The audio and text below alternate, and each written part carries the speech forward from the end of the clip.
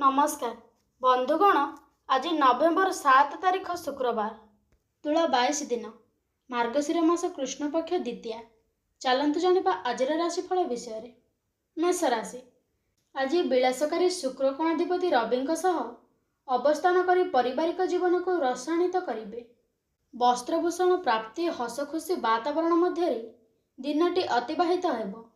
स्वास्थ्य उन्नति देखादेवा कारणरू आश्वस्ति अनुभव करिवे। शत्रु माने सुजोग अपेक्षा करिवे तथापि सेमाने किछि असुविधा हेब नाही। वृष राशि शनि दृष्ट चंद्रजनित बंधुंक सह मनमालिन्य जोग मन उदास रहिब। भूल बुझामणावशत सहधर्मिणी मुह फेराई नहीं पारंती। यात्रा वाणिज्य परिवहन और सांबादिकता क्षेत्रରୁ उपकृत हेबे। स्वास्थ्य समस्या नहीं चिंतित रहिले मध्य कौनसी उपचार करने सहजधानिक हेब नाही। मिथुन राशि रवि और शनि संबंधरू आत्मीय स्वजन ग्रहण तीनोटी हस खुशी अतिबाहित हेब।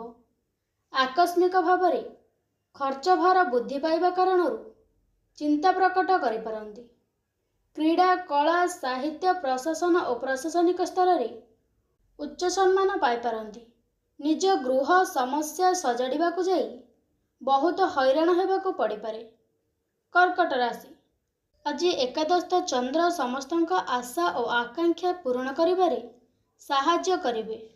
कर्मक्षेत्र रे समस्या आसिले मध्य ताहाको सामना करी कृतकार्य हेबे। अन्यमनस्कता केतेक भूल पाई सहकर्मी सह तीर्खता सृष्टि हेब। करजदाता चाप कारणरू व्यस्तता वृद्धि पाइबार सूचना रही। सिंह राशि आपणको राशि रे कबंध ग्रह रहिथिबारु संपर्कियों कार्यकलाप संतोष सृष्टि करिपारे। पारिवारिक क्षेत्र रे किछि कहबा अपेक्षा नीरव रहिले भल हेबो। प्रत्येक यात्रा रे सफलता मिलिबो तथापि कामर चाप बढ़ी जाई पारे। सामाजिक स्तर रे उन्नतिमूलक काम सकाशे गठनमूलक प्रस्ताव देई खुशी हेबे। कन्या राशि लाभ स्थान रे शुभ ग्रह अर्थलाभ कराइबा सह समस्या समाधान पाई रास्ता परिष्कार करिदेब। खल लोकंक कथारे प्रभावित हेले परिवार रे गोलमालिया परिस्थिति सृष्टि होई पारे। निज परिसर रे पिलांक सह अन्य निकटरे मुंड नुआइबाकू पड़ी पारे। भ्रमण कारणरू क्लांति और अवसाद देखाई देब।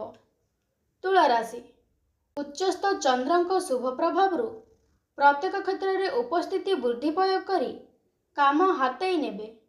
अर्थ किंबा कौनसी जिनिसपत्र पाइबारे कलहर सम्मुखीन हेबे।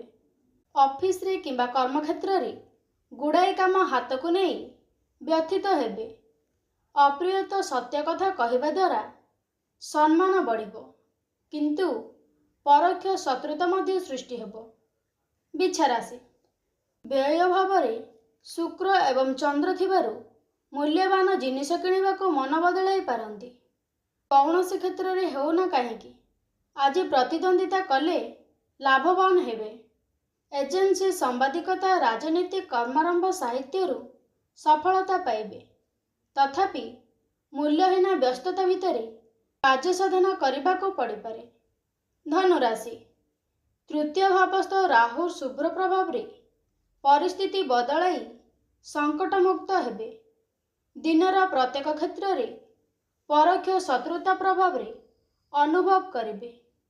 सहकर्मी भाई भौणी अधस्तन कर्मचारी द्वारा कार्य समाधान करिवे। जोर करे अन्यमानक अर्थ काम आदाय करिबारे सफलता होई पारंती। मकर राशि आत्मीय को साहाय्य करने को प्रवर्ताइबा दिगरे पड़ोशी अवदान अस्मरणीय रहिबो। अष्टमाधिपति संबंधरू सहकर्मी काम असंतुष्ट हेबे। स्त्री सह मतांतर सृष्टि हेबा आशंका रही। शिल्प वाणिज्य व्यवसाय परिवहन और निर्माण क्षेत्र में उन्नत मानर फल पाई पारंती।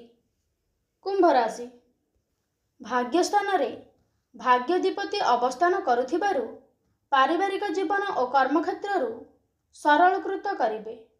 शनि प्रभाव କେତେକ କ୍ଷେତ୍ରରେ ନୀରବ ରହିବାକୁ ବାଧ୍ୟ ହେବେ। ଆଶଙ୍କାଜନିତ ଅନ୍ୟମନସ୍କ ହେତୁ କେତେକ ବ୍ୟତିକ୍ରମ ପରିଲକ୍ଷିତ ହୋଇପାରେ।